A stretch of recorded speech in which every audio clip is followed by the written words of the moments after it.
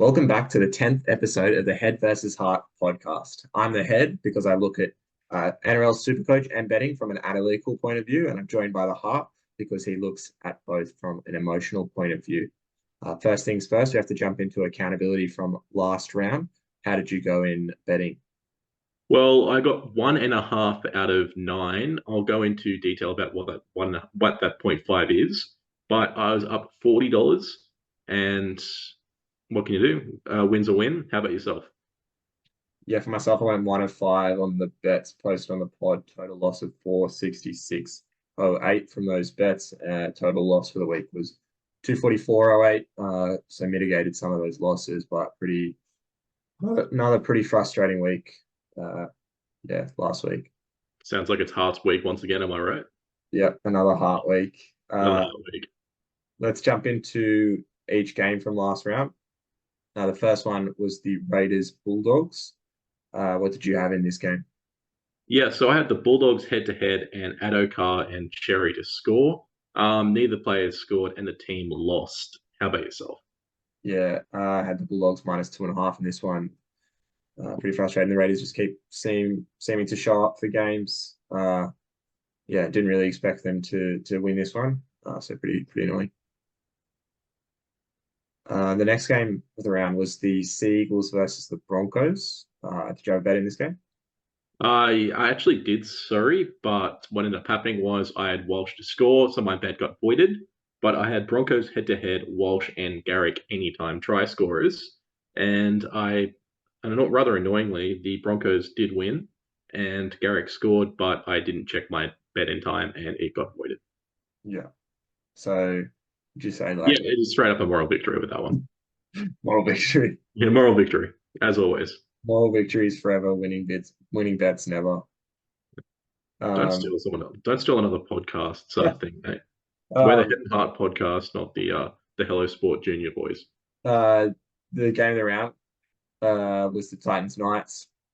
Yeah, like that last try of the Titans was never a try. Yeah, Um, straight up never was. If you see anything else, you're straight up blind. You don't know how rugby league works, and I suggest you watch another sport if you disagree with that. yeah, Knights deserved winners in this one. Easy deserved winners. To think about it, we were down by 14 at halftime. We still came back and won. Yeah, So really blame it on everyone else. The Knights deserved that win. Titans just straight up poo, especially in that second half. yeah, Saying that though, I thought the Titans be a bit more poo, given my bet for this game was the Knights 13 plus Armstrong, Marzu, and best anytime try scorers. Look, I'm claiming another moral victory here, given Jackson Hastings was binned for 10 and it effectively ruined our game for us. And then, of course, Bradman Best went off at halftime with a hamstring injury. yeah. I might join you on the moral victory train. Had the Titans under 19.5 points, so definitely Exactly. robbed myself there. But yeah, no, I mean, I didn't expect the Titans attack looked okay, all things considered. Didn't really expect that from them. So a game they probably easily could have won, but didn't in the end. Pretty happy that we got the result in that one, but Yeah, frustrating. definitely. Keep in mind, Titans fans, it's 13 on 13, not 12 on 12. So just because you scored tries in 12 on 12 game doesn't mean you have good attack. Or 13 on 12. Yeah. No, it's 12 on 12. Oh, was it? Who did Yeah, they have? Hastings and Shop both got pinned. Oh, yeah, yeah. Yeah. Um, yeah. So neither of us got up on that one. Sharks, Roosters was the next game. The Sharks got up 38-30. What did you have in this game? Yeah, so I had the Roosters 13 plus with a combination of Crichton and Young to combine for 3 tries. So Dom Young scored a double. Crichton, I didn't actually watch this game. Was he anywhere near close? Or Uh, yeah, Dom Young went close, so maybe that uh the head versus heart bet that we had would have been almost on because he could get the double in the end. So uh yeah, he scored early as well, so he looked like he might have been on for a big day, but didn't quite get over for that leg of the head and heart bet. look, think about it. We were inches away from winning. If, say, Hastings doesn't go off, then we get up on that side. If, say, Dom Young inched a bit closer, I don't know, Gus Crichton did, we would have gotten up. So I'm calling this one a tentative moral victory, Yeah, yeah. potentially. We're 1 from 1, basically. One We from one. Yeah, essentially, yeah, one from one. yeah, very successful segment Yeah. of the podcast so far.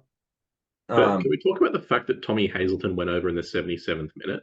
I'd Like rather that's talk about that's not real. Like I refuse to believe that this man is just scoring tries for fun at this point. yeah. Like there's a very real chance he's going to end up the top 10 try scorers for the year, and he's a front row forward. He plays 50 minutes at Oh, most, and he is just absolutely steamrolling. if he ends in the top 10, I'm not here. Like that's he's is he even in the top 10 now? No. Like I don't Give think me so. give me a chance. I'll have to look it up. No, no, he's not. He's not. Stats. Well, I He's want to find out, mate. not. He's 31st or equal 30 equal 20 equal 26th. Yeah, he can only go up from here, though, can he? No. I mean Yeah, he's as his tries, but like his rank not necessarily. he could still go up. It's not impossible, you're right. But yeah, sidetrack. For mine, I was looking at this game. I did say like if Nico Hines is ruled out, I'd probably take the -3.5 on the Roosters, but he ended up playing.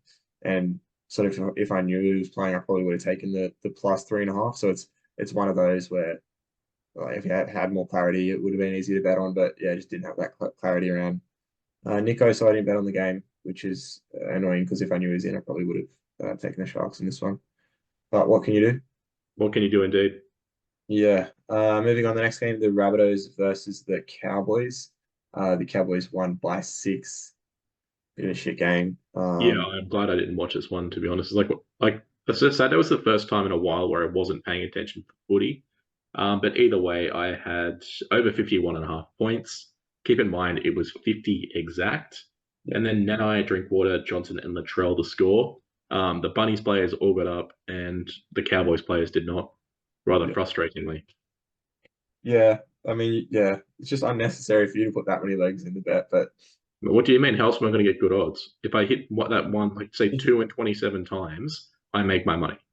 take out like one or two of those legs, it's still like, Yeah, all but if right. I think that this is probably a 1 in 14 chance of hitting, and it does hit twice, I've made my money. I mean, I understand the logic. I just don't think it's as good as a 1 in 27 chance that bet. Well, I think it was very close, actually. Um, yeah, for mine, I had this is my one bet of the round. I had Cowboys head to head, Rabbitohs +24.5. Kind of what I expected in this game. Like close one. Both teams would be wanting to get a win, but they've both been poor recently, and yeah, I expected Cowboys to sort of scrape home like they did. So no real massive surprises for myself in this one. You want to talk massive surprises though? The next game was the Warriors versus the Panthers. Uh, I did think that it would be close. I had the Panthers 1-22. It's a very frustrating result in the end that the Warriors did get over the line. Especially Dylan Edwards had that kick right in front. I mean, it was a bit far out, but it was dead in front. And he shanks it on the buzzer, and that probably would have got my bet home, or maybe like if they kicked the field goal. But Yeah, yeah, you either did or you didn't from that circumstance, so you had a decent chance of winning. yeah. So frustrating, but yeah. What about yourself in this one? Yeah, so I thought the Panthers would run away with this. Look how poor that Warriors team looks. They're on a decline without or having half their players injured anyway. I thought the Panthers, even without Cleary, would absolutely romp them, and that just didn't end up happening, did it? Yeah, we had a side bet on this one as well. You took the negative, or we had two side bets. So you took I took the Warriors +19.5. You took the Panthers -19.5, and yeah, my line got up pretty easy there. And then also you have jersey number 6 to 10 to combine for greater than 3 tries, and that didn't Yeah, only happen one either. try, unfortunately. Yeah. So I'm up 2-0 in this round of side bets. We need to organize what I want to do for the Yeah, forfeit. So I haven't done that one yet. Maybe it's something we organize this weekend. But yeah, leave another comment this week if you've got an idea for a forfeit for myself to do.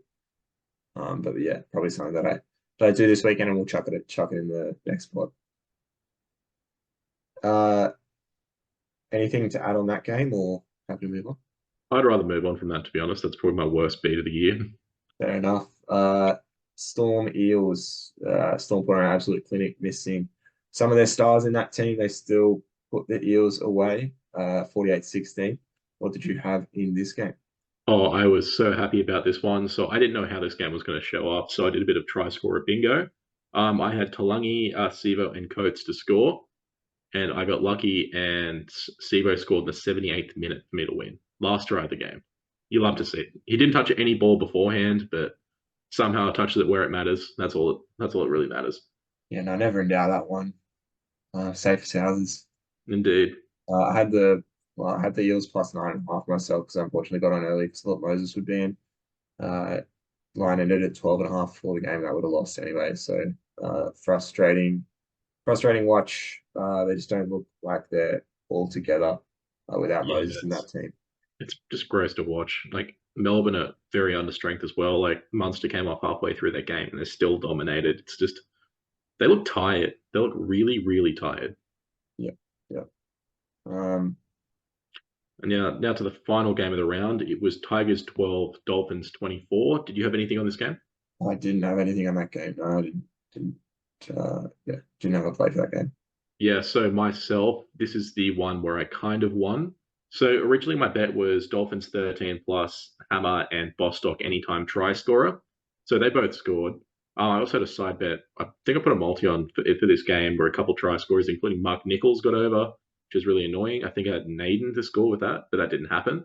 But anyway, so why I'm counting this as a half win is because I couldn't actually put this bet on at 13 plus on Noisy, which I did. Instead, I had it at the line of 11.5, the slightly lower odds. And of course, they win by 12. So I got super lucky there. Pass, mate. Perfect Absolute half pass, right there. half win, and I'm counting it. Yeah, perfect heart bet.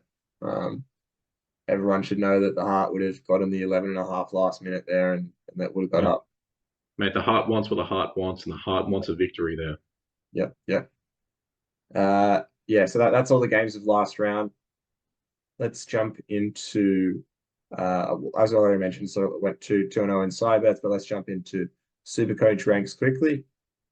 For myself, I got a 1257 altogether in Supercoach and just fell 300 places. So 24,286 is my rank currently. What about yourself? Yeah, so I am currently 33,797. I'm catching up to you slowly. I'm up to about 1,000 with a score of 1255. Rather annoyingly, Valentine Holmes was my captain, and I was talking absolute shit in the group chat about possibly doing a loop with Davey Armstrong as my VC. If I did, I would have beaten you this week. How annoying is that? Yeah, I mean, yeah, Should have just taken that 16 from Luke Brooks and just moved on. yeah. I mean, yeah, Val Holmes. I mean, all those Cowboys boys have been pretty disappointing recently, but especially Val Holmes, quite annoying. More like Val Plumes, am I right? Yeah, they might come into trade talks a little bit later, but let's firstly talk about our best bets for the week. The first and most important best bet of the week is our newest segment, which is the head and heart bet of the week. Do you want to take us away with what that one is? Yep, so we are going using our brain and our heart like we normally do. So we are taking the line of Roosters at negative 11.5 and Tommy Hazelton to score in his game at $9.12. Yeah, Think about it. Roosters should dominate, and the Thomas is in an absolute scoring streak at the moment, and he'll continue doing so. yeah. Absolute money for Jam, that one. $9, put the house on it. Yeah. Probably don't actually. Well, We lost last week. And then let's talk personal best bets for the round. So for myself, I had the Sharks 1-12, 1 points bet at $3.15. When we get into the game, we'll talk more into that one. But yeah, well, I think a lot of reasons to like the Sharks in this game, especially against that Penrith team. But what about yourself? Yeah, so I am going for the Roosters. I'm going Roosters 13 plus. Young and Crichton combined for 3 tries at $8.50. Again, like they say, if it ain't broke, don't fix it. Yep, nice. In terms of Supercoach trades for the round, we'll jump into that now. For myself, just the one trade I'm going tomorrow night to Dylan Brown. The obvious sort of flag that raises trading out tomorrow Martin is he got a 93 on the weekend. It's obviously going to make money. With Dylan Brown's break, even though he's going to make money as well. And I'm looking to make trades that will set me up for round 13. I've got about 10, 11 players for 13 now. So well, depending on who gets picked for Origin and stuff. So I'm trying to make 2 to 3 trades in the next week. And it could easily be 2 trades, but in the case that things don't go well for me, and I have to make 3 trades, I don't want to be in the position I am now where I can't make those 3 trades. So I'm making this trade just as a sort of just in case trade. It's a trade I'm probably going to make next week anyway, and I'm not going to lose that much money out of going early this week. And yeah, on top of that, I don't really have any better options. All the players that I was sort of looking to trade out did okay this week, like someone like your Appies and stuff like that have been doing poor recently, had a decent game. So it's just the best option to trade out this week, and so that's the minute I'm making. What about yourself? Yeah, I feel like I might be a bit reactionary here, but I'm trading out Val Holmes. I think he's going to continue to decline. I'm trading him out for Zach Lomax. I'm assuming he's probably not going to get picked for Origin. He's got decent Origin coverage as well. He's also one of my favorite players, and I love my Zach Daddy. Other than that, I'm also trading in Matty Burton as well. Again, this could bite me in the ass, but I'm assuming he doesn't get picked for Origin. He's killing it at the moment, and I need to get rid of Luke Brooks. Unfortunately, Lukey Boy at the moment is just absolutely hemorrhaging money. He scored 16 last week, and that's not good enough. Yeah, I mean, probably a player I would have already looked to trade out if I was in your position. But yeah, not a bad trade yourself there. The only thing I would raise is probably both those trades have that Origin risk. There's a risk that Lomax gets that wing spot, and then Burton could easily get that 6th spot with the lack of depth. Like probably Moses won't be fit for Origin, I don't think. And yeah, our other options at 6 are pretty limited. You're looking at like, I mean, it could easily be Luai, but like it's about that. Like Luai, Cody Walker, Burton. Out of those 3, I would take Burton right now. So Yeah, but also think about this. Sometimes you just have to risk it to take the biscuit, which is what I'm doing. yeah, I don't hate Burton, but Yeah.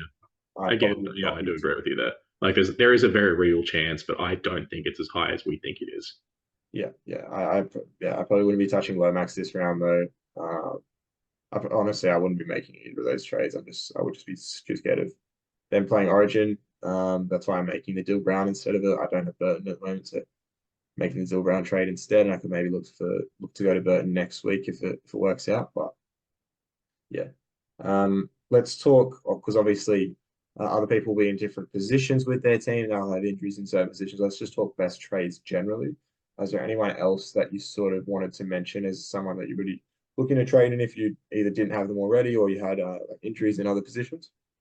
Well, Davey Armstrong seems to be the biggest that comes to mind, and we'll get into him a bit further, but he scored 100 last week, and he's absolutely killing it. He's guaranteed that spot, has good coverage over that Origin period as well.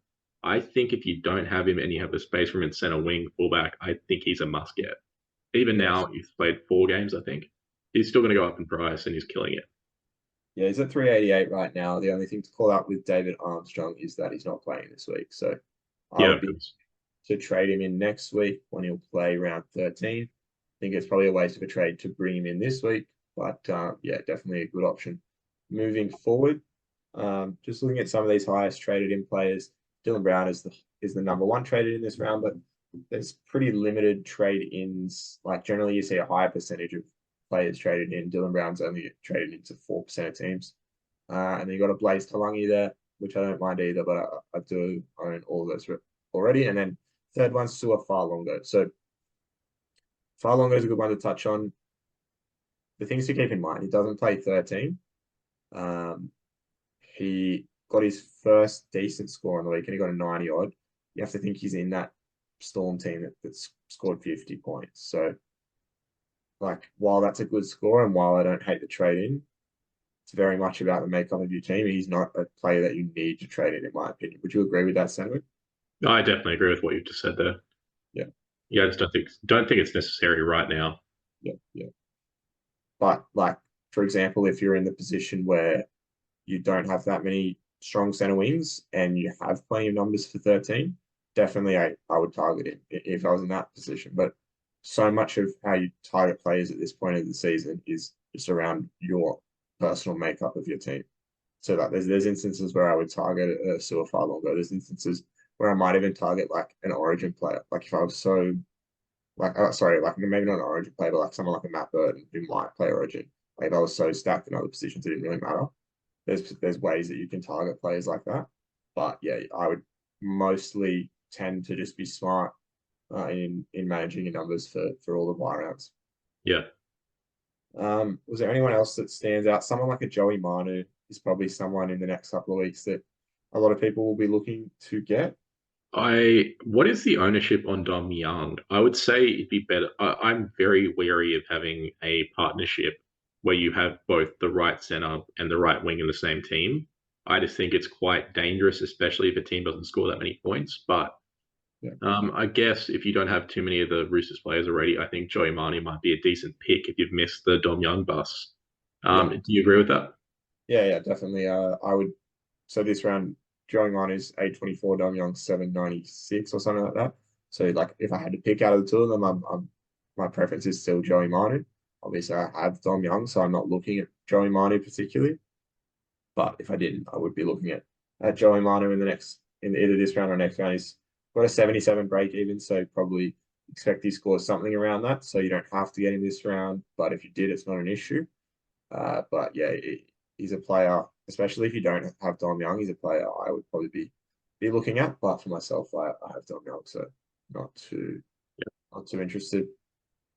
Aside from that, really just trying to bolster up buy around numbers. Someone like your Jeremy Marshall King is someone you should be looking at. I can see Hammer's highly traded in, but I expect him to play Origin, so wouldn't particularly be looking towards him. But yeah, a lot of the trades will be targeting those buy around numbers. Yeah, not too much else to add in this one. So let's get straight into the game then. Yeah, How's the Thursday night 7:50? I really don't want to watch this game to be honest. It's the Bulldogs beat the Dragons. yeah. Bit of I mean, traditionally it's a bit of a poo sling. Yeah. Both teams have been sort of a little bit better this season, so it might be a bit interesting to watch. But in terms of Supercoach relevancy, there's a few players. Obviously, player you're trading in this week is your Matty Burton. You want to Yep. just talk to me quickly why you like him this week? Look, he is absolutely killing it at the moment. I know he had an awful second half, but he's still racking it in. He's averaging, I think, 77, and he's doing it consistently as well. He's also scoring a decent amount of tries as well. So his attacking stats are good. His defensive stats are fine for a halfback as well. I'm just keen to get him in the team, to be honest. Yeah, fair enough. I can understand that. I probably was more keen on him maybe last week, just with the all the halfback options out, and he had that halfback duel. So as a trade in for some of those halfback injuries, like your Clearys, this week I'm probably less keen unless you still had plenty of halfback issues. But I'm less keen to trade him in for the sake of trading him in, especially now that Dylan Brown's got that halfback duel. So if you want to trade in a halfback, you can it can be Dylan Brown now instead of Matt Burton. And you know for a fact Dylan Brown's not playing Origin, but I like Matt Burton as a player, and he's someone I'll probably look to for next round if he isn't picked for Origin. In terms of the rest of this doggies team, like not heaps of relevancy. Honestly, no one really sticks out to me other than maybe Josh Curran, who seems to be flatlining a bit, Yeah, who could possibly go back up in value and score big, but he's been pretty quiet recently. yeah. I honestly don't mind Current as a trade out. Actually, probably not actually. They have good buy round fixtures, so definitely wouldn't be a priority trade out in people's team. But obviously he's off the bench now, so no certainty is in what his role will be. But yeah, you have to think like playing playing. I think most of the games in throughout the bye period. I think they have a bye in like round 15, which isn't that bad because that's not one of the. It's not the so you want to worry about teams that have buys in either 13, 14. So like 13 being the major buy round, and then 14 there's like three teams on a buy or something. So yeah, you want to worry about those teams 13, 14, 16, 17, 19, 20. And so like around 15 buys is not really an issue. So some of these Bulldogs players you can start targeting to bring in like a Reed Marnie maybe even is an option, but yeah, no, not heaps of relevancy until players start to sort of hit a nice price to bring them in. The Dragons off a buy. Is there anyone interesting to you in that Dragons team?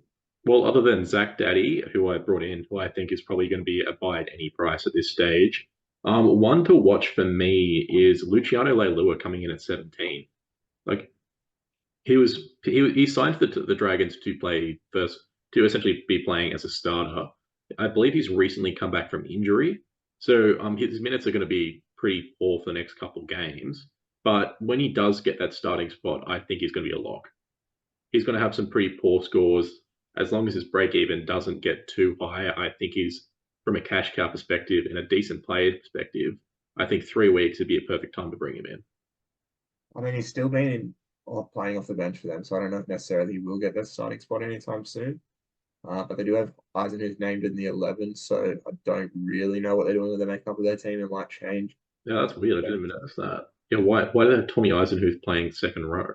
Yeah, I'm not too certain with that one. They got DeBellin. I mean, DeBellin's played 13 a lot for them, so that maybe they wanted to get him into 13. But a little bit of a weird one with Eisenhuth in the back row there. Do you still own Eisenhuth?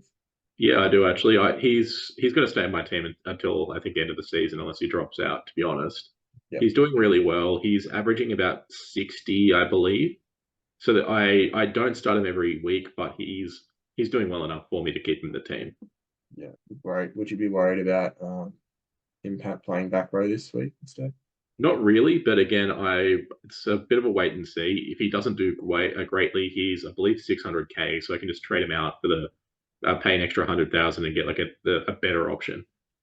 Yeah, yeah. Aside from that, no one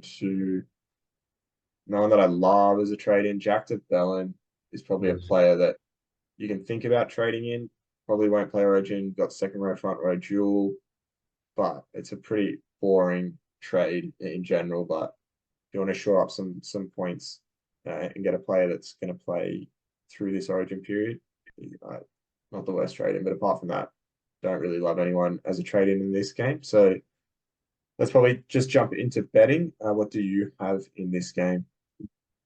Look, I honestly have no idea how this game is going to go, and I don't really care either way. So I'm just going to bet on the two players that I'm bringing in this week to score a try. So Lomax Burton anytime try score is at $7.25. Yeah, that's nice. Just really back yourself in. Exactly, I'm backing myself right here. Yeah. For myself, don't have a bet in this game. Just quickly give my reasoning. Bulldogs off a loss. So I think they'll be fired up to win this one. It's a home game for them, and then Dragons off a bye. So obviously they're well rested. But they haven't had to travel around to Magic Round. So yeah, I think they'll be in good nick for this game. So I'm not really super keen to play either team in this game.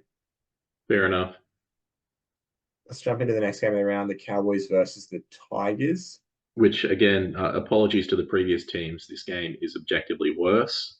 The Tigers didn't do great. They seem to be playing okay, but the Cowboys are on a massive form slump, even though they won last week. Yeah. I don't know what to expect from this. I think the Tigers have a chance, to be honest, even though it's away. I know they're strong outsiders, but I think the Tigers have a genuine chance for this game. Yeah, the Cowboys probably was one of the more unconvincing wins of the season last week, and yeah, I'm not impressed at all with them recently.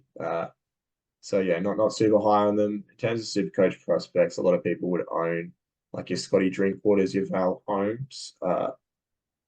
We can touch on Scotty. I think Scotty Drink's been completely fine. He hasn't set the world on fire, but he's been average, and he'll be good to have during the Origin period, considering he won't play Origin most likely. Yeah, you'd think so. But yeah, a guy you won't have during the Origin period is Val Holmes because he should play Origin for Queensland. You're trading him out this week, even though he's lost a lot of cash. You want to speak to why Yeah, we're trading him out? look, he's just on a form slump. He's been getting lower and lower scores. I don't see it bouncing back anytime soon. So I just want to kind of jump ship before he goes down to 400k in value. And if he does, I'll be jumping back on. But to be honest, I'm just not feeling him. Yeah, for mine, I've got Drinky and Val Holmes, but Val Holmes is a hold for me. Not a buy, but yeah, definitely not a buy with the Origin fixtures, but definitely at least a hold because yeah, 650k I think is a steal for if you're getting 650k for Val Holmes at earlier in points in the season, you'd be absolutely cheering with that. And yeah, it's just a trade. I'm probably going to trade him back in towards the end of the season. I don't really see the need to waste two trades in that position, especially when trades are at a premium this year. Pretty much everyone's sort of max traded, almost max traded to this point. So you're going to run out of trades pretty quick, pretty soon. And Valheim's trading out is not a trade I need to make, even though he might have some poor scores soon. Even though, yeah, like he's going to be playing Origin. I'd rather just hold through this period and then, yeah, hopefully he picks up later on in the season. Some other players in the Cowboys team that had good games. Is there anyone in particular that you would want to touch on in the Cowboys team? Look, honestly, not that I can think of off the top of my head. Yeah, no one really sticks out to me as a Supercoach prospect. No one's really doing better than they have previously. We've kind of covered everyone as well, so Yeah, I'm just having a look now at some of the higher traded players in this game. Yeah, there's not anyone that's super highly traded in. Your Scotty Drinks still being traded in. Someone like a Tommy Dearden, I wouldn't be looking at trading, even though he had a good game.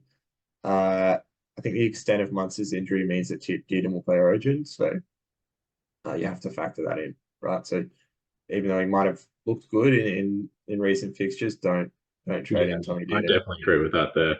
If Yeah, you think there's a chance, probably don't bring them in right now. yeah. I can see some other low percent traded in someone like an Apicor or Lockie Galvin, players like that for the Tigers. I guess we can talk to some of these Tigers players because Appy and Galvin both had decent scores on the weekend. What would you be doing if, yeah, like with those players? I guess if you if you have them, you're obviously holding, but would you look at either of them as a trade in at this point of the season? Well, Galvin, I believe, is around what's his price at the moment? Galvin's 471, Appy's 494. Ooh, I think Appy might be a buy to be honest, assuming he doesn't play Origin. So I would wait and see for Origin one team to be named. If he's not in there, I would be probably buying him right away. Especially if you're like me and you have a Eels Lussick that you don't play anymore. If you can upgrade to Appy as soon as possible, I think that's a definite lock. I think there's a very high chance that he plays Origin, especially. I mean, I think he definitely plays if they run two nines, and I think there's a pretty good chance he's the starting nine for New South Wales. So, yeah, definitely not a trade in this round, but you know, never know. He could, yeah, he could miss Origin selection, and then yeah, he would be a trade in through that Origin period. I think the Tigers only have one bye. I think they play like the Tigers Knights have the most games for the Origin period. So their players in both those teams are players you should be targeting. And yeah, if Happy Coruscant is not playing Origin, I would be Yeah. all over him as a trade in. I still hold him at the moment, so Keep would in not. mind, he's 34. It genuinely would not surprise me if Matt brings in someone like a Reece Robson or a Blake Brayley to play, just because they don't. They're younger. They're far younger. They've got their years in front of them, and Appy's not necessarily playing his best footy, but he's still playing good footy. Yeah. I mean, it's yeah. I mean, at the end of the day, you don't really know until the teams are picked. Like Yeah, of you can course. we can speculate as much as we want. Basically, the trading strategy you should have though is keep in mind that like, I'm trying to trade in players this round or around this time that I know pretty much for certain are not going to play Origin, and then all those players that are iffy, like your Dylan Edwards, your Matty Burton, I can look to trade them in. I can save trades to trade them in for next round when they're confirmed not playing Origin, or if they are confirmed not playing Origin. Um, there's no one else sort of super relevant. I mean, yeah, like we're sort of circling like your Al Holmesy Cotter's traded out. Cotter, like it's fine to trade Cotter out if there's a way that you can work that with your team. He's obviously going to play Origin, so there's that. But for mine, I'm just holding. I still think Cutter's a hold, to be honest. He had one bad score. Why would Yeah. you not try to keep him? Well, I mean, the argument is that he's going to be playing Origin, right? So Yeah, I he's get that as well. So you're giving that going a to, chance to and drop when him he's immediately. Yeah. yeah, and like maybe if he comes back in like 14, for example, he might have Yeah. his minutes managed, and then he might get lower scores. So there's that argument. But for mine, he's just a hold. Yeah, no, I definitely agree. It's a hold, so just keep him. Yeah. Yeah, that's probably everything super coach wise for this game. Uh, let's jump into bets. Yeah, no worries. So I've got the Tigers head to head with Staines anytime try scorer at $6. The way I see it, yeah, sure, The Tigers are missing both their starting centers, but to be honest, losing Naden is probably an increase in your defensive abilities. I think the Tigers are going to keep this close. I think they'll score a decent amount of tries. The Cowboys can score points, but they are one. I think they are the worst defensive team in this year. This year, is that correct? The Cowboys. Cowboys, yeah, Bunnies are the worst, but Cowboys are definitely top four worst yeah. defensive. I just think we're going to see a lot of points, and I think the Tigers can come up with a win here. Yeah, I probably wouldn't go that far, but I do sort of agree that the odds for the Tigers are a bit long, especially from the performance that the Cowboys put in the weekend. Tigers off a loss, Cowboys off a win. Pretty easy formula for mine. A massive line in 12.5. I'm happy to take the Tigers at plus 12.5. Yeah, I mean, just to jump into it more, obviously the Tigers are missing players, but I think we spoke pre-recording about how players like Naden aren't necessarily a massive loss, especially defensively. Um, so yeah, I'm still pretty confident in taking that plus 12.5.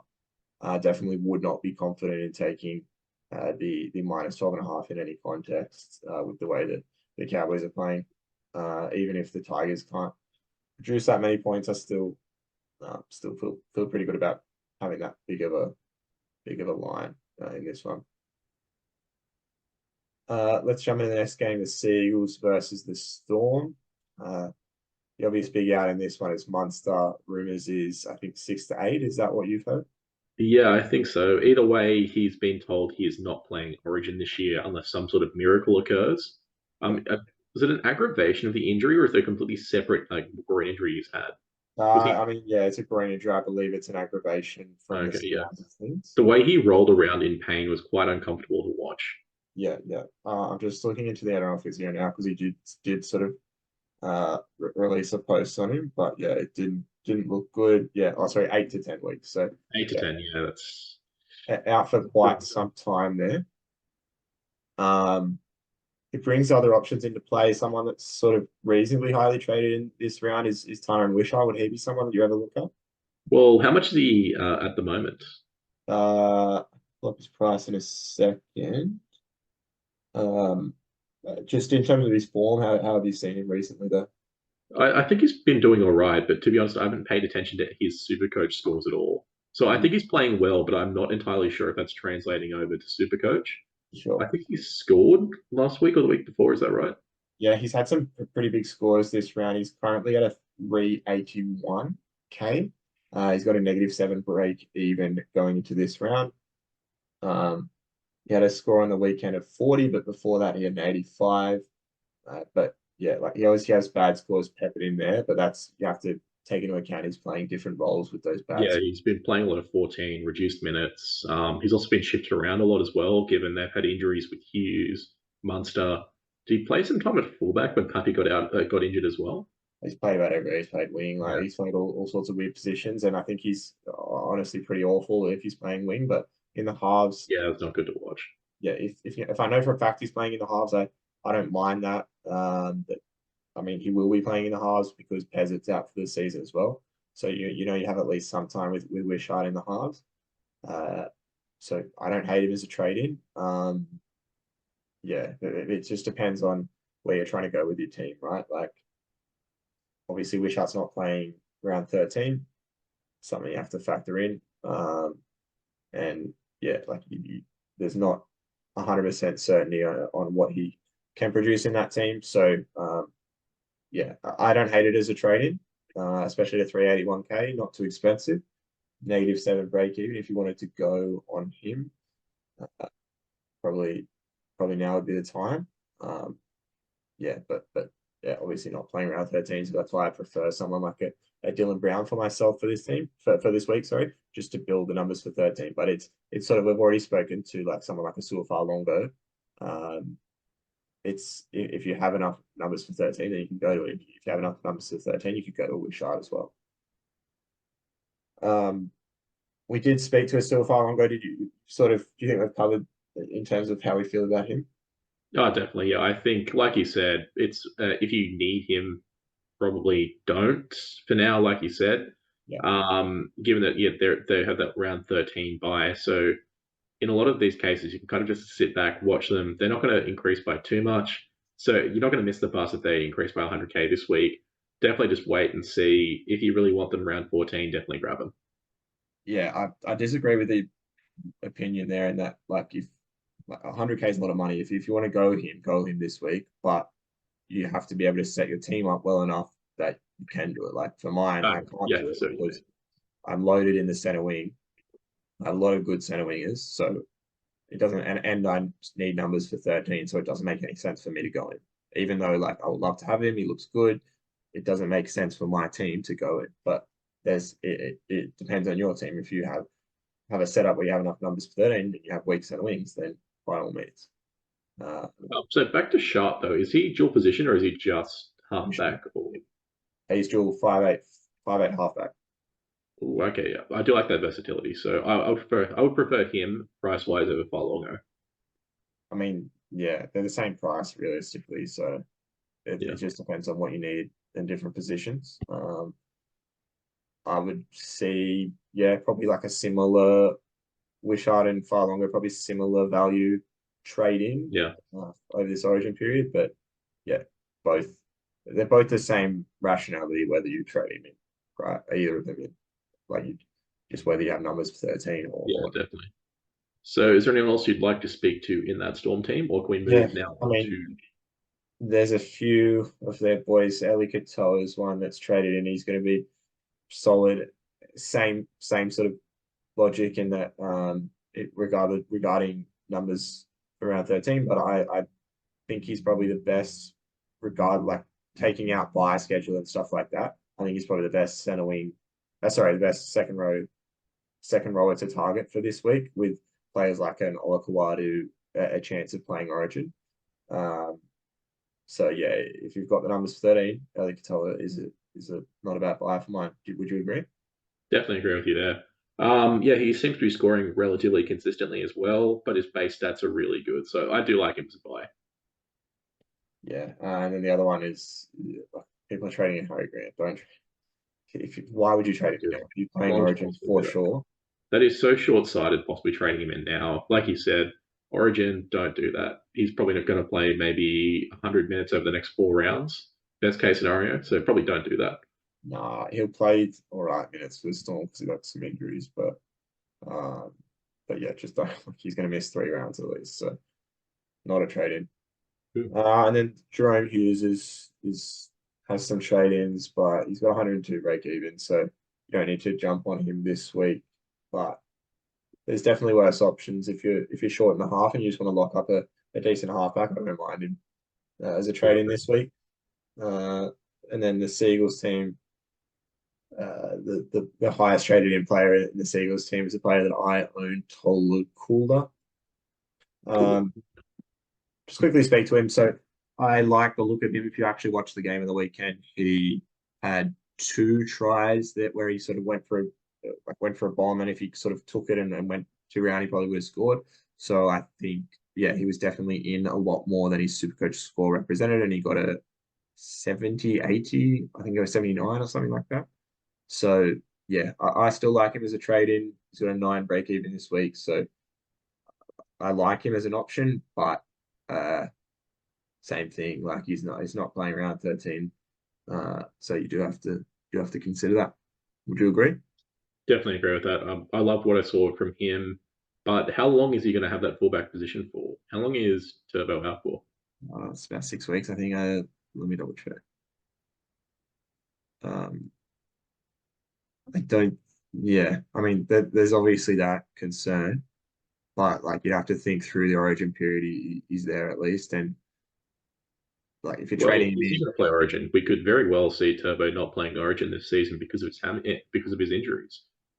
Like he could just yeah, not be picked over the fact that maybe if Madge wants to go with the team from the first 2 games they play okay, I don't see why you would bring in Turbo for game 2 or 3. for sure. But so Turbo expected back around 18. When I was saying over the origin period, more just meant that he was out, and you'll have another playing number over the origin period rather than like whether Turbo is going to be picked. But there's obviously that risk that that Turbo is picked for 19 as well. Or sorry, that factor that the Turbo is picked for picked for Origin in round 19. So yeah, you might, like even though he's back in 18, you might get 19 out of Cooler at fullback as well. And yeah, like he's obviously not going to be playing Origin, so you'll get a lot of games out of a good fullback during this Origin period. That was sort of more what I was talking to. Fair enough. But yeah, like for this week, just a trade in depending on your numbers. But I do like him in the center wing. If you've got a little bit more money to spend than a far longer, I definitely rate him higher than a far longer, just in terms of his involvement in the team. But yeah, maybe a far longer if you don't have that money to spend is a still a good trade in. Anyone else sort of relevant for yourself? There's players obviously that scored well. Like Yeah, someone so Luke Brooks, I think it's time to abandon him. I genuinely think that we've been sold false promises of Luke Brooks being unleashed. With a pretty pathetic 16 last weekend. He's struggling to score more than 50. If you have him now, then I really think you just need to get rid of him before he goes to 0. Yeah. I mean, it was already a trade out for mine, so yeah. Yeah. Okay, so hear me out. For a potential pod, what are your thoughts on Jason Saab? I mean, it's unless he's priced really good. Like, what's his price? I'm unsure. Can you double check that for me? It would be relatively low. He's His minutes 500. have been hampered a little bit. You could get Cooler for less than him. So no, I would not go anywhere near Jason Saab. Okay, hear me out though. So after round 13, which mainly have the bye, they are playing a very weakened Panthers, Dragons, Rabbitohs, bye again, Cowboys, Knights, and Titans. Saab could go on an absolute tear and score 2 tries in each of those games. Yeah, but by your logic, Cooler has the exact same fixtures, and I just rate him way higher, especially at fullback. He looks so involved in the game, and then Saab Hear is me just out. like, Yeah, pops up. but I'm a Saab man, okay? Call me a Saab man. I don't rate Cooler as much as I do Jason Saab. I mean, His legs full flight. I love to see it. we can. I mean, you know, we can go side bet Cooler Saab at no points this week if you want. I'm down. Yeah, okay, side bet on that. Um, I'll add that in there. But in terms of the rest of the team, I don't think there's too much relevant. Do you want to just speak to your bet in this game? Yeah, definitely. So my bet for this game is Manly leading after the first 20 minutes. Melbourne, Coates, and Saab. So Melbourne to win at full time, then Coates, Saab anytime at 21:30 to 25. So my whole thinking is Manly like to start really hot. They tend to score points and then capitulate. So I'm saying they're probably going to score the first 2 tries of the game. Melbourne will score around the 15th, 16th minutes, and they'll end up capitulating from there. Fair enough. Pretty long odds on that one. Just for myself, don't have a bet in this game. Obviously Munster out is a big out for them, but Hughes in is massive for the Storm. So don't mind the Storm in this game, and then the Seagull team looks pretty decent anyway as well. So not super keen on taking either team. And maybe if this was in Melbourne, I would take the Storm at a -2.5. But yeah, really, really tough to sort of to pick this one, I think, especially at the 2.5 line. So yeah, happy to not bet on either side. The next game of the round is the Raiders versus the Roosters. Plenty of Roosters players were brought in last round, and not as many targeted for this round. Yeah. I feel One like of with a lot of the Roosters players, if you haven't got them already, then you've probably missed the ship. Like it's a bit too late to get on players like Dom Young now, is it not? Especially yeah, Joey Manu. Is it unless you really want them and you'll have them until the end of the season? Is it worth getting? Is it really worth getting them? yeah. I mean, look, we can talk to some of those options. So obviously, you mentioned Dom Young, Joey Manu. Uh, we're at a point now where they're the same price. Not Joey Manu's 824, Dom Young 792. I think this is the point of the season where if you didn't get on Dom Young, you almost have to get Joey Manu for mine. It's the like you're gonna have that pod, but you're still gonna have a player in the Roosters team to get points in round 13. So I like Joey Manu as a trade in. I don't like Dom Young as a trade in this round. especially with the high ownership that he had, or the higher ownership that he has. But yeah, I definitely can't knock anyone looking at trading Joey Manu. Would you agree that Joey Manu is the better trade at around the same price? Again, I don't know, to be honest. I guess he has the chance of playing fullback if Teddy's out. If Teddy does end up playing Origin, and we've seen that Joey Manu at fullback is a different beast. So if that is the case and Teddy is playing Origin, I would definitely say Manu's the better pick. Yeah, another one that you can sort of wait for a week. He's got 77 break even, so another one. Wait and see if Teddy is picked. I think there's a good chance he is picked. So another one I don't mind waiting and seeing. In terms of the rest of the Roosters team, people will obviously be reactionary. Someone like a Sam Walker, uh, obviously had a bad weekend, but you've got to, like, if you're trading him in, you sort of knew that was happening. So I ended up trading him in. Um, you got to expect that out of some of his performances. And moving forward, they've got really good fixtures. So even though people might be off some of these Roosters players, you have to look at their team and realize that they do have very good fixtures moving forward. So don't worry if you have Sam Walker. He will score well this week. Like it's not something you have to like immediately trade back out. But at this point in time, it's definitely not anywhere near a trade out. Could even be a trade in this round. Yeah, I agree with that. In terms of the Raiders boys, one that's sort of been traded in a bit this week is Kyo Weeks. He went up 75k, so he's 348k now, but he still has a negative 28 break even. You see someone that you'd be interested in? Yeah, look, I've already locked down my halves positions now that I've brought in it's now that I've brought in. Sorry, just blanking on him for some reason. I don't know why. I've got my notes right in front of me, and I still forgot who the Brought in player's Burton name this is. week. Yeah, thank you. I brought in Matty Burton this week, so I'm fine without him. But I guess if you do have a spare spot, you want a cheapie, definitely go for him. Yeah, I mean, off the back of a 69, 67, another one of those ones probably would should be looking to trade in this week if you are looking to trade him in. Sort of that mindset of whether you want to go. So for mine, I'm going Dylan Brown because I want to lock in the decent six, but then on the other side of the coin, you could go Kyle Weeks. It's been solid. You have to expect Raiders don't continue to win all their games though. So even though they've been doing well recently, I'd still expect a bit of a form slump out of them, and then maybe a bit of a slump in his scores as well. But yeah, he's got a very low break even for this round, so I can't knock people that are looking to trade him in. But you have to have a plan with him, right? Yeah, Plays definitely. round 13. What do you do with him after 13? For mine, I'm just trying to bring in players that are absolute elite cheapies or guns, and I don't necessarily think he's either of those things. Yeah, a player I want to bring up would be Hudson Young, who I think could be very much a very good pod. This is assuming he doesn't get picked for Origin, which again he could. He's played Origin last year.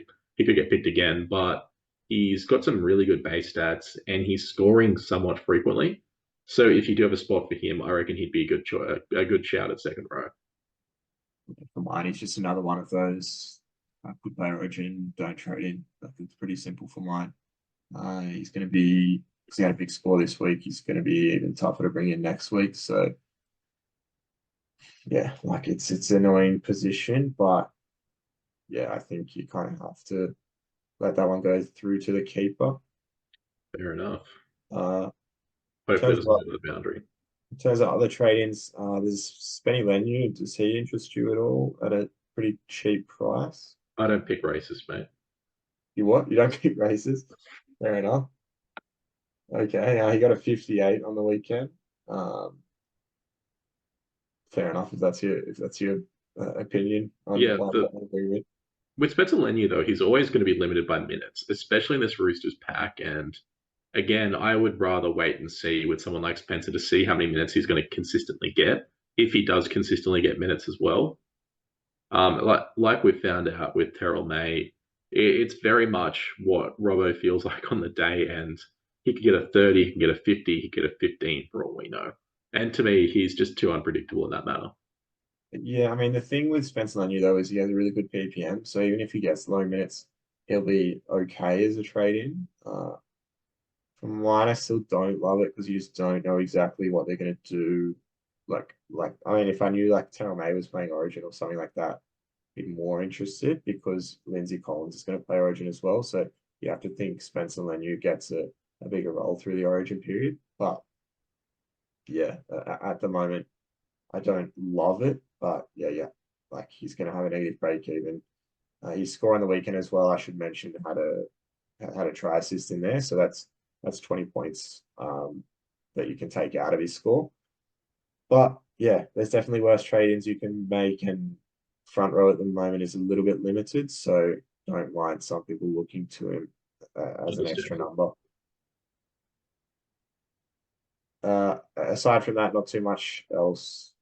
Uh, No, let's move straight to the betting then. So, what do you have for this game? yeah, for myself, I have the Roosters minus 10.5 on points bet at $1.97. The Roosters seem like a team at the moment that are putting the bad teams away pretty comfortably, even though they're off a loss on the weekend. So just because you can beat a bad team well doesn't mean you can necessarily beat a good team, which is sort of proven by how the Roosters played on the weekend. Betting doesn't work so much like like exactly how it should in that, oh, they can beat this team by 30, so they should be able to beat every team. You know what I mean? Yeah, But no, definitely. Rugby league math isn't actually a real thing. yeah. So I like the Roosters to win by a fair few in this one. I'm taking the negative 10.5 because that's a nice line. It's yeah under that two converted try um, line. So happy to take that one, especially a Raiders team that's off some performances where I think they punched above their weight a bit. So people would be a bit high on the Raiders recently and maybe a bit lower on the Roosters after their performance on the weekend.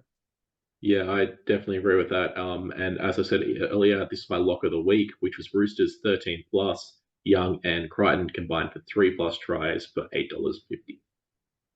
Yeah, nice. The next game of the round is the Sharks versus the Panthers. This should be a very good game. Um, Cleary's still out in this one. Luke Garner also out for the Panthers. And the Sharks are pretty full strength. So it should be an interesting game. Uh, Supercoach wise, obviously Nico Hines is still doing the damn thing. Frustrating for me as a non-owner. Um, but Yeah, it's how do you even get him in your team at this point? Even if you do desperately want him, he's almost $1.1 million. yeah, I Like, mean, how do you reach that? Like, if you aren't on the Hines train, I genuinely think it's even if you want him at the end of the year, how are you going to justify spending that much money on him? yeah. So for mine, I think he plays Origin, so scores around Origin might drop. So like the hope is that he goes in the Origin sphere and then comes. So obviously you're going to be missing him for Origin week, so I'm definitely not buying him now. But the hope is that he sort of comes out of Origin like around 20s and stuff, and he's had a few lower scores, so his price falls a bit. But I mean, you just have to find the money to get. If you don't have him, you have to find the money to get him for round 20. But definitely not looking at him anytime soon. I'm presuming he plays all three Origin games. So Yeah, um, you'd assume so. yeah. Hmm. So missing a few weeks there. Another one that people might have gone early on is Dylan Edwards, another one of those players where we don't know if he's going to play Origin, and we think it's probably either Teddy or him. Uh, do you have an opinion on whether you think he plays Origin? I honestly think, look, Teddy's probably going to be the Blues captain as well, unless you go someone like Isaiah Yo. I think just him being captain alone probably puts him as the starting fullback for game one. Yeah, I mean, for mine, at the end of the day, it doesn't really matter. Dylan Edwards, you just at the end of the day, you don't have certainty whether he's playing or not. So like I don't see any harm in waiting a week for a Dylan Edwards. Yeah, Uh, also, isn't his break even ridiculously high as well? Like, no, he had like 120 on the weekend, so uh, it's 96 still, to be fair. But he could very well have a quiet game and lose a decent chunk of money. So I'd definitely hold on for him. Like, you don't need to get him right away. Wait till that Origin team's announced and work from there.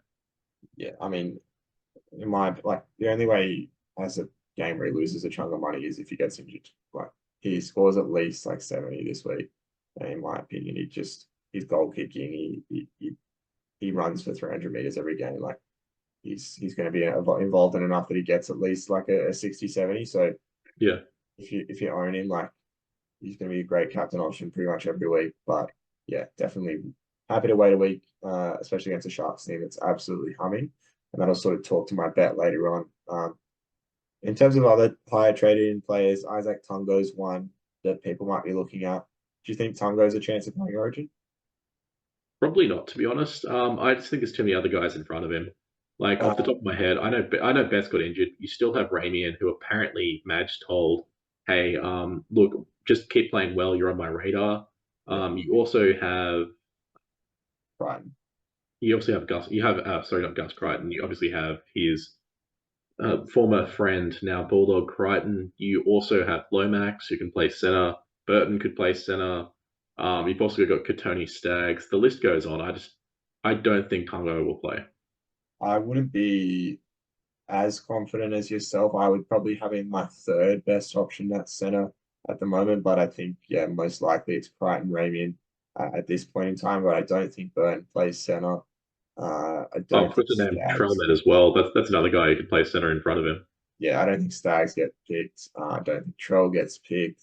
Who else did you speak? I don't know who, but I think Tango's not way away from playing Origin, but I don't think he does play Origin. I just think the center is probably the most competitive spot, and I don't think he gets a go. Yeah, so he's reasonably highly traded in at a 525. He's got a 60 break even though, so you don't need to get him this week. Another player midway week on. So quick question: could you just tell me the price of Alamotti? Yeah, I think he would be too expensive to consider. Let me see. Because I remember he did end last year at a decent price, like decent Yeah, price. the only reason I bring this up is because he's all but confirmed to be a starting spot for the near future, with the Yam Man being out indefinitely. Yeah, he's 476. Not a yeah, not a price that I can get around particularly. I actually don't mind that at 476, to be honest. I I know it's would probably a bit high, but it depends on how much think ball he gets on that right edge. He could do really. Oh, sorry, the left edge. I think there's Um, no good options in my opinion. I'd rather go it, a far yeah. longer at cheaper, or I'd rather go a cooler at the same price. So If he was playing on the right edge, I would buy it for the Panthers. I'd buy him immediately, given that all the attack seems to be going down then that you may as side. well be But buying Tungo immediately because he's 525 yeah, true. by that logic. Yeah, I guess I've been foiled by my own logic, haven't I? Nice. Um, yeah, I mean, in terms of Supercoach relevancy, a lot of these players like your Euros are just a hold still. Um, Yeah, Nick, so would Nickera be someone you trade out? He had a low score on the weekend. hold him. His team's doing well. He scores a lot of tries for a second rower. I think last week was just a bit of an aberration. Yeah. Yam, are you trading him out already, or are you going to wait on Yam? I generally don't think Ian plays. You know what he did, right? He Yeah. bashed his misses. I don't think he will play again this year. Yeah, I wouldn't be surprised. I am holding for a week because, Apologies, allegedly bashed his misses for yeah, anyone yeah, watching. allegedly. No, I'm Allegedly. holding for a week because I have a center wing fullback duel in the fullback. So let's say Dylan Edwards isn't named, I can trade Yam straight to Dylan Edwards, or let's say Dylan Edwards is named, I could go Yam to Tango. I could do all sorts of trades. So I'm just waiting a week on trading Yam out. It's not a center wing option that I want this week particularly. Uh, yeah, aside from that, not a heap to mention in either of these teams. Jack Cole is cheap, but like he's once Schneider's back, he's straight out of the team. So Yeah, quick question. What are the trade-in amounts for Hazelton? Hazelton 0.3% traded in, so it's not Puts it traded. as 0.3% joining the ton army, if you will.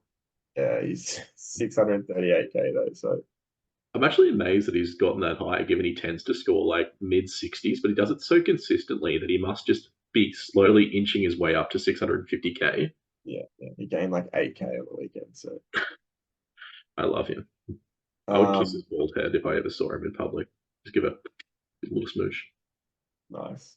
Uh, yeah. In terms of the rest of the team, like there's not heaps that I love as a trade in.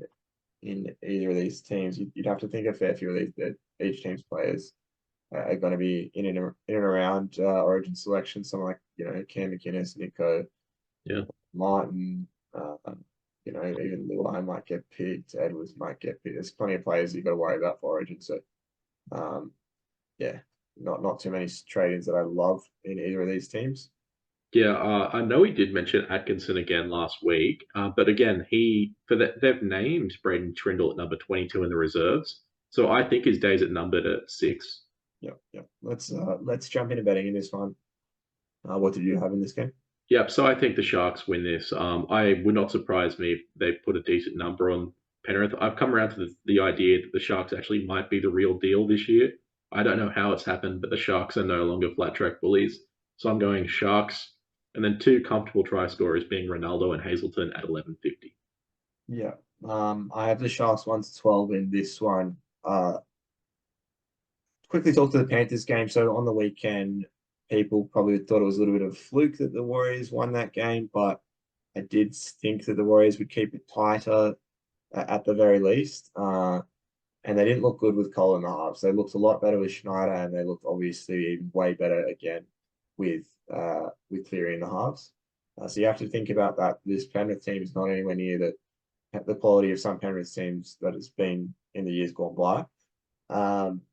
But this Penrith team continues to be strong defensively when they got their backs against the wall. So I expect the Penrith to put up a strong defensive fight. That's why I like the Sharks in a tight one in this one, even though the team's fully fit. I expect the Panthers to be very defensively strong, and hence my best bet of the round is the Sharks 1-12. The Sharks, like you said, they sort of look the real deal. So I'm happy to take them to win this one, but I think it'll be a tight one. Let's jump into the next game of the round. It is the Rabbitohs versus the Eels. Yeah, this is as well. This is probably the turd of the round, to be honest. Potential spoon bowl. I'm kind of glad the Knights aren't playing this week, just given I have no interest to watch like 3 out of 8 games this week. How about yourself? Any excitement for this one, or would you rather just fall asleep at 7:35 on a Saturday? Yeah, not a massively exciting game. There's some interesting things in both teams, though. Obviously, the Brad Arthur was sacked, so we've already spoken to like when with the Bunnies, is there going to be a dead cat bounce? Is there going to be a dead cat bounce with the Eels? And I guess we'll see. The Eels team has looked worse at points of the year, so yeah, like I really don't know exactly what to read out of them, but this Bunnies team actually looks kind of interesting in the way they've lined up. Obviously, the Latrell at fullback, and then Whiten's moved to 6, and Walker's at the 7. What effect do you think that has on the team? Well, one thing I'm really worried about is that Whiten signed on to the Bunnies on the amount that he would only play centre, right? So therefore, him playing at 6, does that mean he's in breach of the salary cap? I mean, Like he no, specifically said he's taking unders so he can play centre, and he'd be on more if the Bunnies played him at 6. yeah, but like it's not like the team's fault that they've had injuries and stuff. Like, I yeah, think he shouldn't be doing it. I genuinely think that he's in breach of the salary cap by doing so. it's a bold claim from you. It I is. don't think he's in breach of the salary cap, but I think he is. Look into it. Check the books. We'll find out what's going on. Check yeah. check to see where his boat was purchased from, if it was purchased at all. Um, we'll just quickly talk Bunnies options. So Cody Walker is one that people might be looking at 5'8". Is he someone that you like the look of? He had a decent score on the weekend.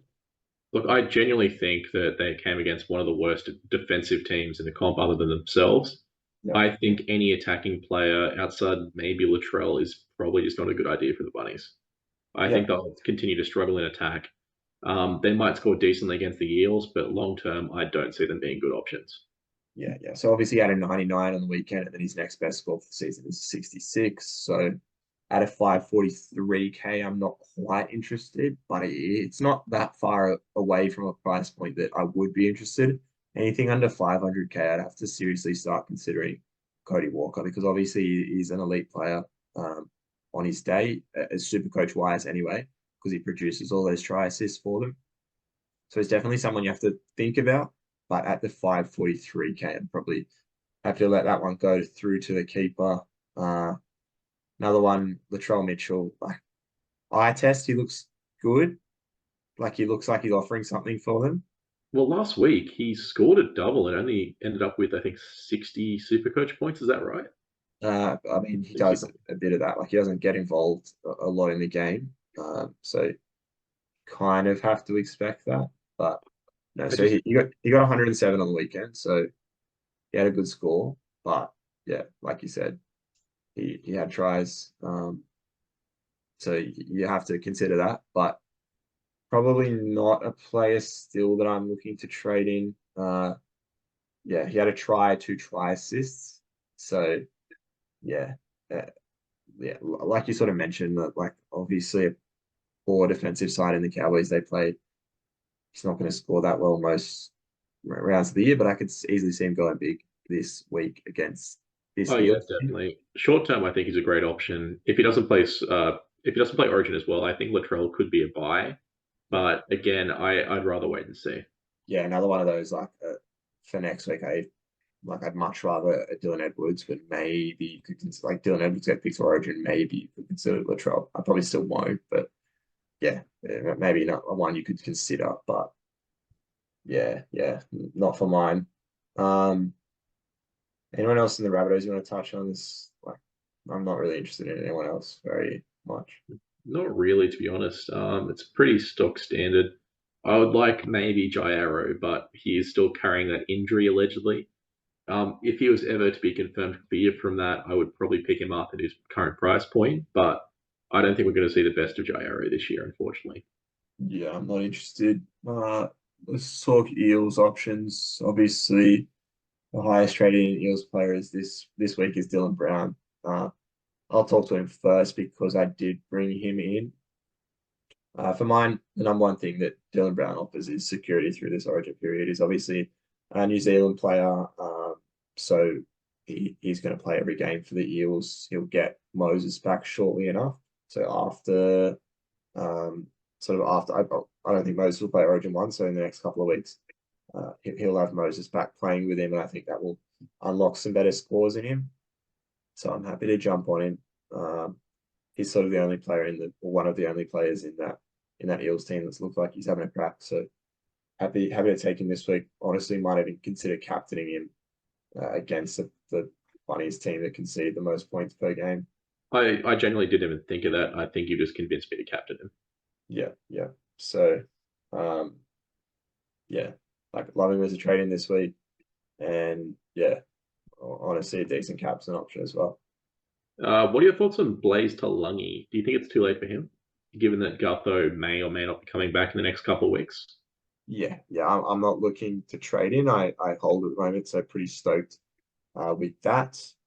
But yeah, not a great. I mean, like it depends how you want to play Supercoach, right? Like if you've saved a billion trades before this, then sure, like trade him in, make 200K, trade him out. But like most people will be in a position where they can't waste trades like that. So I wouldn't be wasting a trade on Blaze Salungi in that short term of a turnaround.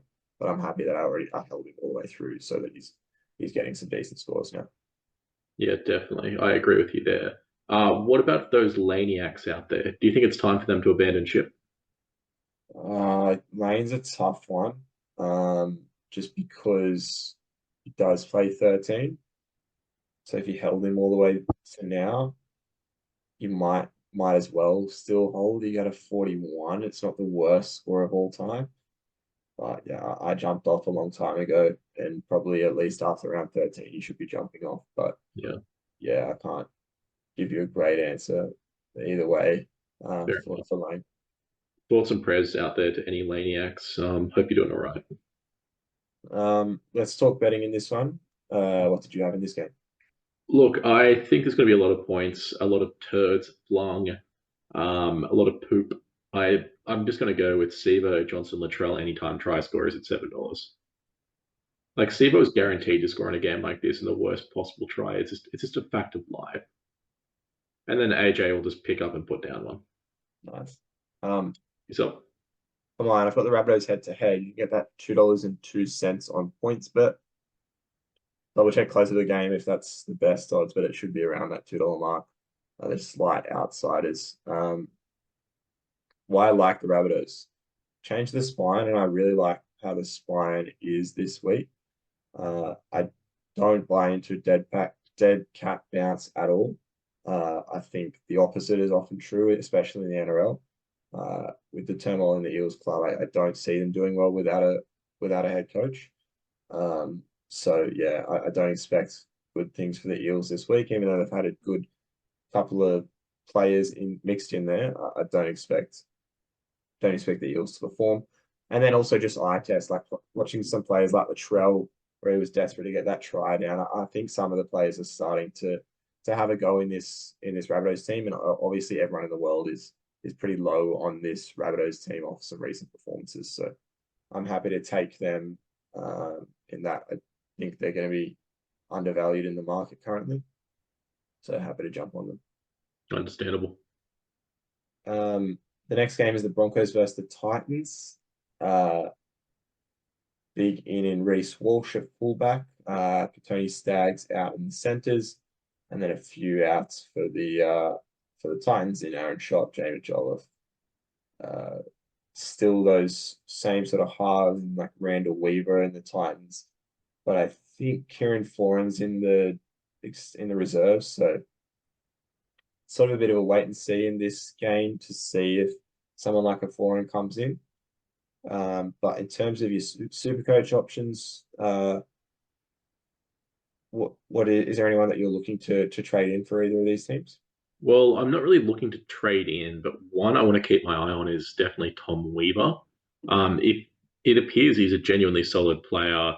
I'm blanking on his name, but we know the Gold Coast halfback, not named Kieran Foran's out with a pretty serious injury.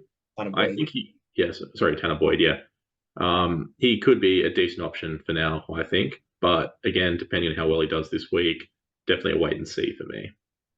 Yeah, and it's hard to know if when Foran comes back, I mean, it might be unlikely, but if they just like keep Randall at 6 because he's been playing okay. But yeah, for mine, I'm not super keen. In terms of this Broncos team, the obvious one is that Karapani at 200K. Yeah, definitely don't touch him this week for mine. Played one game, but he is 200K, so could be an okay option, but it's almost getting to the point of the year where you'd rather just not. You just take someone that definitely isn't going to play because then they're not an AE instead of this Karapani. Although to be fair, yeah, if Karapani's playing, if he comes in as your AE, he might still score okay. So Karapani could be a decent option, but I'll wait and see. Dave Fafito is still highly traded in. Not highly, but 0.5% second highest traded in this game. Would he be someone that you look at, or is it just guaranteed for Origin? So well, he's guaranteed Origin, like we've discussed a lot of players. He's a great player. I want him in my team at the end of the year, but I just can't justify bringing him in until Origin 3 is over. Yeah. I mean, Jock Madden's up there as well. He can have a crazy score on the weekend. He had a 60, so I'm not super keen. I think there's better halfback options like a Dill Brown even or someone like that. So not massive on Jock Madden this week. Yeah, I'd agree with you, especially when Reynolds' injury. Apparently, there's some rumors of him coming back like a week or two early. I don't think he has the greatest job security, but short term, I guess you could make some money there a little bit. I don't know how much, but it's probably not worth it. Less about job security, more about just like points he's going to put up. Yeah. I mean, yeah. There's worse options, but yeah, I'm not super keen on him. I think that's probably pretty much it in terms of like Supercoach options. Let's talk betting in this one. What did you have in this game? Call me insane, but I think the Titans have a chance in this game. You're insane. I genuinely think they'll keep it close. So I am going to hit that line at plus 13.5. These Titans are desperate. They're gutsy. You could argue the only reason why they didn't really win last week is because they kind of turned off in the second half. I think they'll be hyped to win against their big brothers. And I genuinely think there's a chance of them winning, if not at least keeping it close. So like I said, Titans line plus 13.5. and then AKP and David Fafita to score any time at 9.50. Yeah, I don't like the Titans' chances in this one. They've been performing well recently, but Broncos team with Reece Walsh back in as a scary prospect for this Titans team. Sort of already mentioned last week when I was giving my rundown that the Broncos have won every game. Every time they've won by 10 or more so far this season. That obviously doesn't include last round where they won by 1, but that game they won by 1, they were missing players like your Reece Walsh. So a weaker team last round and a stronger team this round. I love the Broncos in this one. I got the Broncos over 29.5 total points. You can get about $1.85 on Nets and Lads. That's way too high. I'm willing to take a side bet on that if you want. Sure. I'll just explain. So I took the total points because Reece Walsh back. Yeah, a big fan of like a player like a Reece Walsh coming in and really increasing their attacking output. Probably doesn't do that much for the defensive output, but I like him as that sort of link man in the attack. So I think they score points freely in this one, especially against a Titans team that still concede a lot of points. They conceded a lot of points to us in the weekend. So 29, you want to go under 29.5? Yep, I'll take under 29.5. Yep. Okay, perfect. I've added that in as a side bet. The last game of the round we'll jump into quickly is the Warriors versus the Dolphins. Back in New Zealand, the Warriors obviously off that win, but off that win, but missing Wade Egan for this game. Yeah, he seems to pick up a million injuries, Wade Egan, which is unfortunate for him. He's a good footy player. He could genuinely be the best hooker in the league, if not for the fact he gets knocked out every other game. Yeah, I don't think he's quite at Harry Grant's level, but yeah, he's definitely a top 5 hooker if he stays fit.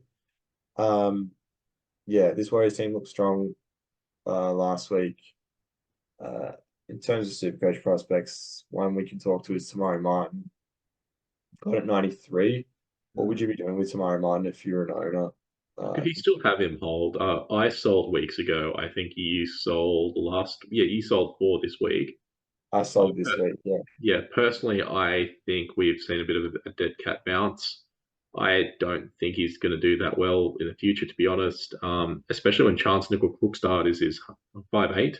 I think we saw a bit of a fluke from the Wars. They got up because it's Magic Round, and I would like to be proven otherwise that it wasn't a bit of an unsuspected, a bit of a shock victory, if you know what I mean. Yeah, I disagree that it was a fluke because I believe the Penrith team are not as strong as people might think without their first or second choice half. But the Warriors are not amazing. But yeah, back in New Zealand, I think Tamari Martin could have another decent game, but I did trade him out purely because of the logistics of my team. If it was the other way around where Dylan Brown wasn't playing 13, Tamari Martin was playing 13, I'd probably hold him for round 13. But yeah, I'm happy to trade off him and potentially lose 56K, but I'm bringing in a far better player in this one. Tane Tuapiki at fullback for the Warriors. Is he someone that you might think about trading in if he's going to get a few games there? Yeah, look, I need to double check that one. Tuapiki doesn't have the best job security given that he's essentially only playing there because both Roger and Sean Johnson are both out. I'm not too sure. Do we know when they're both coming back yet? SJ is supposedly round 14. So I've been holding. I ended up trading Cleary out instead of SJ next week. Yeah. So I've been holding SJ because he only missed this game. Then obviously he's missing 13 because they have to buy. So supposedly he's back for 14. So I'm holding SJ at this point in time. I just don't really want to waste a trade on that. But yeah, so in that instance, I would say Tuapiki not really an option. In terms of other trade-ins, there's no one else really that like screams out to me. Adam Fanua-Blake still traded in a little bit, but obviously because he's got that poor score and he's rolling average, you can look to trade him in for round 14, which is probably something I'll look to do around that point in time because I think they play 16 at least, but maybe not 19. Yeah. But yeah, he's obviously not going to play Origin, so someone you should look to trade in for 14 perhaps. Let's talk these Dolphins options.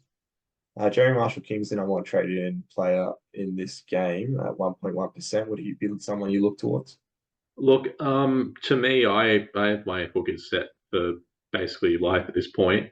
Yeah, I can see why someone would want to bring in Jeremy Marshall King, but I just don't really have any interest in him. yeah. I mean, he's playing 13, 16, and 19, so I can understand the trade to an extent, but it's who you're trading out, right? You have to think like 13, round 13, you only have to have 13 of your best players, and that includes your reserves. So I'm just not having either two hooker play probably. Like I'm Yeah, just gonna have Appy and Grant. They probably both play Origin, and they just both don't play for me that week, and I don't care because I'll have enough numbers and the rest of my team. So while I don't mind the trade in, it's just contextual. Like depends on the rest of your team whether you should actually be thinking about trading him in. yeah, no, I definitely agree with that. Player I don't like trading in though is the next highest traded in player, which is Hamaso Tabuai Fido. Um, he's at 1% traded in and probably plays Origin. Like, make that make sense. Do you have Yeah, any thoughts I on him? don't get it. He's basically a lock to play Origin at this point. I mean, he had a decent game last week, but again, we know he's playing Origin. Why would you bring him in when we know that Trey Fuller's waiting in the wings and will play those 4 rounds instead of him? Yeah. And they play Yeah, 13, 16, and 19 as well, which is makes it even worse because if he yeah, plays, he's playing Origin all those 3 games. It's not like he's getting any buys, whereas other teams might get buys in those games. So there's less buys for him to play. So yeah. yeah, not a player I would go anywhere near. Yeah, no, Uh, definitely. Something that wouldn't surprise me with him as well is if he does end up playing during those Origin games, he ends up playing somewhere like wing or center, just to give him a little bit of time off, so he's not playing a very intense fullback match if he does play. But again, I just don't think he's a good pick right now. yeah. I think it's probably unlikely he shifts to center or wing, but yeah, it's either way. Connolly Lamorello is someone that I might have looked at as well, but 536 off the bench, not a trade in for me. Yeah, not great. I think that's pretty much everything. Do you want to jump into betting now? Yep. So even though what I said about basically effectively trashing the Wires and their win last week, I still think that they're very much underrated. I don't know how they're the outsiders at their own home game. I think the Wires win, and I'm going Wires, AFB, um, and DWZ anytime try scorers at $11.50. Yeah, nice. For myself, just don't have a bet in this game. The Wires off a win are not going to provide much value, and I don't really like the Dolphins in this one, considering they're traveling to New Zealand. And the Wires team could easily be sort of fired up after their win last week and want to kick on from here. It's hard to know exactly what to expect out of this game. So happy to just leave this one alone. I'd probably say the odds are pretty fair. So happy to happy to just not bet on this game. Fair enough.